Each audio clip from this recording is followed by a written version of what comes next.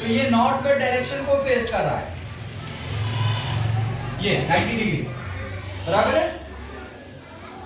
Then he turns 90 degree in the clockwise direction, और वो clockwise direction में, घड़ी का कांटा कैसे घूमता है, राइट साइड में, है ना, राइट साइड में घूमते घूमते जाता है वो, तो राइट साइड में घूमते घूमते वो क्या करेगा, ऊपर चढ़ेगा, है ना। और एंटी क्लॉकवाइज मतलब उल्टा, इस तरह से, है ना, यानी 11 से आएगा इधर 1 तक और 1 से जाएगा 11 तक, तो वो क्लॉकवाइज हो जाएगा। अब वो क्या हो रहा, क्लॉकवाइज वो 90 डिग्री क्या कर रहा है, टर्न हो रहा है, तो क्लॉकवाइज इधर 90 डिग्री हो गया, है ना। अब यहाँ से 90 डिग्री कैसे है, 10, 20, 30, 40, 50, 60, 70, 80 और ये 90, यानी ये नॉर्थ ईस्ट में आ गया, है ना, पूरा इस तरह से घूम गया। अब उसकी डायरेक्शन कौन सी हो गई, now he is here, after turning 90 degree he comes to north east, from north west he turns 90 degree and comes at north east, है ना।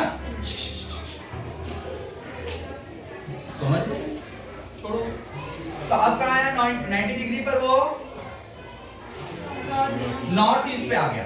Then he turns anti clockwise, अब उसके बाद वो क्या करता है, then turns 135 degree in the anti clockwise direction.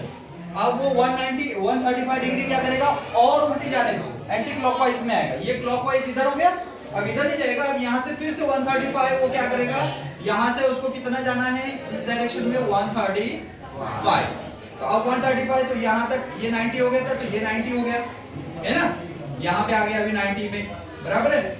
अब यहाँ से फिर ये 100, 110, 30, 35, he comes to west after turning 135, है, he is facing west direction। आई बात समझ में, फिर से समझा ना। देखिए वो कहां पर है, पहले नॉर्थ वेस्ट में, है ना, he turns 90 degree and comes at, he is facing now north east।